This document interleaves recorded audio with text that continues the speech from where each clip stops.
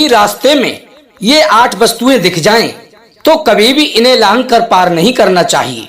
जय श्री कृष्णा। प्रिय दर्शक बंधुओं, एक बार पुनः स्वागत है आप सभी मित्रों का आपके अपने चैनल दर्पण ज्ञान गागर यूट्यूब चैनल में। प्रिय दोस्तों, आज आपके समक्ष प्रत्येक मनुष्य के जीवन में काम आने वाली बातें लेकर हम उपस्थित हुए हैं। प्रिय दर्शक बंधुओं, यदि आपने ये 8 बातें अपने जीवन में उतार ली तो किसी भी मुसीबत में नहीं फंसोगे और घर में कभी भी दरिद्रता नहीं आएगी। कहानी शुरू करने से पहले प्रिय दोस्तों, आपसे निवेदन है, यदि आपने अभी तक हमारे चैनल को सब्सक्राइब नहीं किया है तो प्लीज आप हमारे चैनल को अभी सब्सक्राइब कर लें, अच्छे कमेंट करें, वीडियो को लाइक करें, नोटिफिकेशन ऑन कर लें ताकि हर आने वाली वीडियो की नोटिफिकेशन सबसे पहले आपको प्राप्त हो सके और प्रिय दर्शक बंधुओं आप उसका लाभ उठा सके। तो अधिक विलंब ना करते हुए आइए प्रिय दर्शक बंधुओं देखते हैं जीवन में काम आने वाली इन 8 बातों की ओर। प्रिय मित्रों, रास्ते में कई बार हमें ऐसी चीजें दिखाई पड़ती हैं जिनको हमें कभी भी नहीं लागना चाहिए, किंतु फिर भी जाने अनजाने में हमसे ऐसी भूल हो जाए तो ये वस्तुएं हमें शारीरिक तथा मानसिक कष्ट देती हैं, अर्थात दोनों ही प्रकार से हमें परेशानी में डाल देती हैं।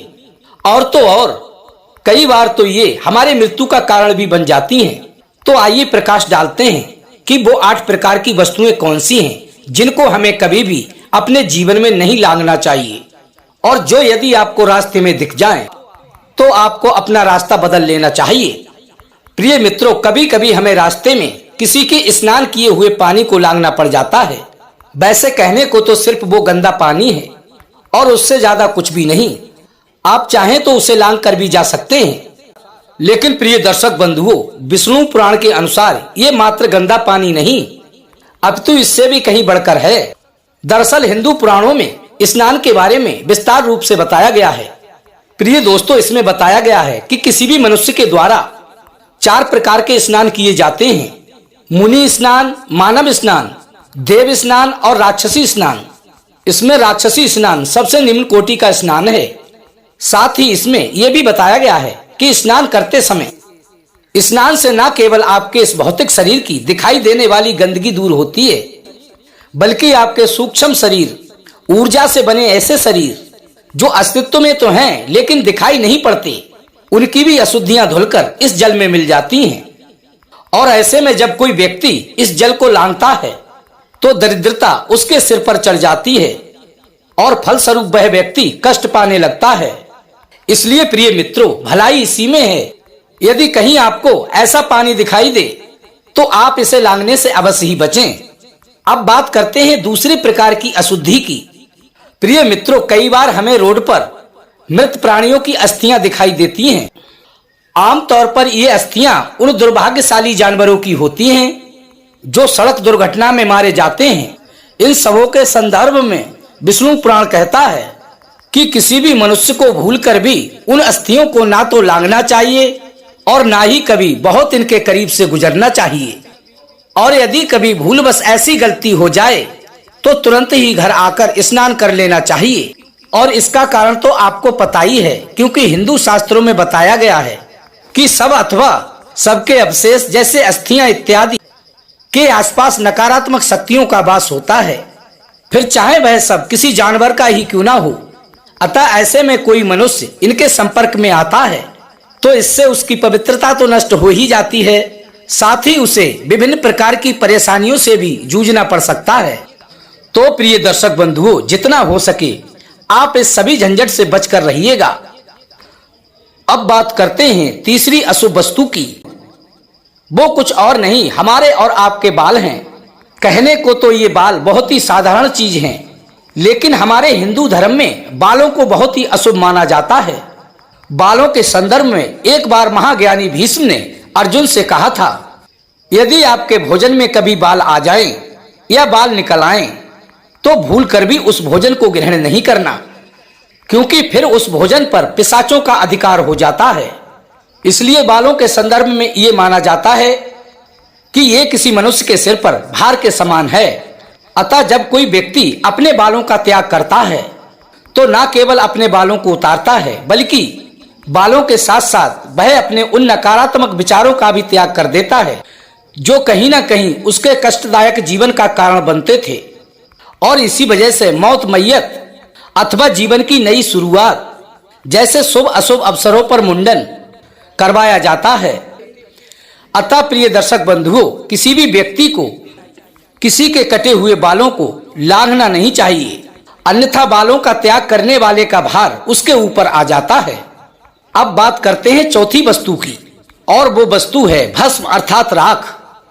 प्रिय मित्रों, ऐसे में होता यह है, जब कभी धार्मिक अनुष्ठान होता है अर्थात जब यज्ञ हवन किए जाते हैं तो ध्यान ना देने के कारण यज्ञ की राख रास्ते में फैल जाती है, क्योंकि ये भस्म धार्मिक अनुष्ठान अथवा अग्निदेव की कृपा से उत्पन्न होती है, अतः ये अत्यंत ही पवित्र होती है। ऐसे में यदि कोई व्यक्ति जाने अनजाने में इसे लांघता है अथवा इस पर पैर रख देता है तो वह पाप का भागी बन जाता है और फिर वह अपने जीवन में कष्ट भोगता है। हालांकि ये बात केवल हवन की राख पर नहीं, अपितु हर सजीव व निर्जीव वस्तु, भोजन, पानी, पूजा पाठ में प्रयोग किए जाने वाली तमाम वस्तुओं पर लागू होती है।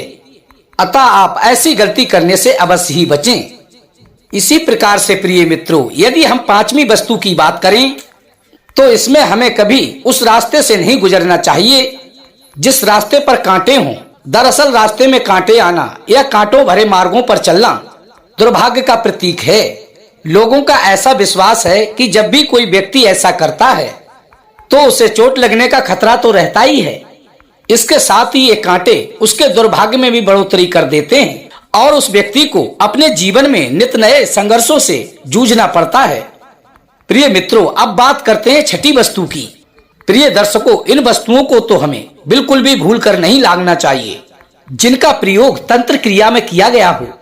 इसमें होता यह है मित्रों, कई बार तांत्रिक किसी प्रकार की नकारात्मक शक्ति को संतुष्ट करने के लिए सुनसान स्थान, सड़क व चौराहे एवं तिराहे पर उसी भूत प्रेत के द्वारा बताई हुई वस्तु को, जैसे मिठाई, मांस, अंडे, शराब, श्रृंगार की वस्तुएं, लौंग के जोड़े, सुपारी इत्यादि चीजें चौराहे या तिराहे पर रखवा देते हैं ताकि नकारात्मक शक्ति आकर उस वस्तु को ग्रहण कर सके। किंतु आप उस वस्तु को उसके आने से पहले ही लांघ देते हैं तो इस बात से वह नकारात्मक शक्ति रुष्ट हो जाती है और आपके पीछे लग जाती है तथा आपका अनिष्ट करने के लिए सदैव के लिए आपके पीछे पड़ जाती है। आम बोलचाल की भाषा में इसे प्रेत बाधा कहते हैं। अतः प्रिय मित्रों, यदि आपको रास्ते में कोई भी ऐसी चीज दिखाई पड़े तो बेहतर होगा आप इसे लांघने के बजाय इससे दूर बचकर निकल जाएं और यदि संभव हो तो आप अपना रास्ता ही बदल लीजिएगा। अब बात करते हैं सातवीं वस्तु की। अपितु प्रिय दर्शक बंधुओं, ये वो वस्तुएं नहीं बल्कि एक गंदगी है। इन्हें हम में से ही कुछ मूर्ख लोग करते हैं, जैसे मल मूत्र, थूक, मैले कुचैले कपड़े, टूटे हुए बालों के गुच्छे इत्यादि तमाम ऐसे प्रकार की गंदगी है जिन्हें कुछ लोग बिना सोच विचार किए यहाँ वहां फैला देते हैं। ऐसे में प्रिय दोस्तों, वायुमंडल में उपस्थित कई प्रकार की नकारात्मक शक्तियां इस प्रकार की गंदगी की ओर आकर्षित होती हैं और जो व्यक्ति अपने पैरों से इन्हें लांघ देता है या कुचल देता है, परिणाम स्वरूप वह व्यक्ति पेट अथवा सिर के दर्द से पीड़ित हो जाता है। और प्रिय दर्शक बंधुओं, आठवीं व अंतिम बात, हमारे घर में काम आने वाली झाड़ू, इसको कभी भी इधर उधर ना फेंकें। यदि आप इसको इधर उधर फेंकेंगे और आप इसको लांघ जाते हैं तो हमारे घर से माता लक्ष्मी सदैव के लिए चली जाती हैं और हमारे घर में दरिद्रता निवास करने लगती है। तो यदि प्रिय दर्शक बंधुओं आप ये चाहते हैं कि सदैव ही माता लक्ष्मी आपके घर में निवास करें तो कभी भी आप अपने घर की झाड़ू को इधर उधर ना फेंकें, हमेशा छुपा कर ही रखें ताकि उसको कोई लांघ ना सके और आपके घर में सदैव ही माता लक्ष्मी का निवास बना रहे। तो ये थी प्रिय दर्शक बंधुओं वो 8 वस्तुएं जिनको हमें कभी भी नहीं लांघना चाहिए। तो कैसी लगी आज की हमारी ये वीडियो? यदि अच्छी लगी हो तो वीडियो को लाइक करें, चैनल को सब्सक्राइब कर लें, हो सके तो अपने सगे संबंधियों व मित्रों तक शेयर अवश्य कीजिएगा। प्रिय मित्रों, फिर मिलेंगे इसी प्रकार की ज्ञानवर्धक चर्चा के साथ। इसी के साथ प्रिय दर्शक बंधुओं, राधे राधे, जय श्री कृष्णा।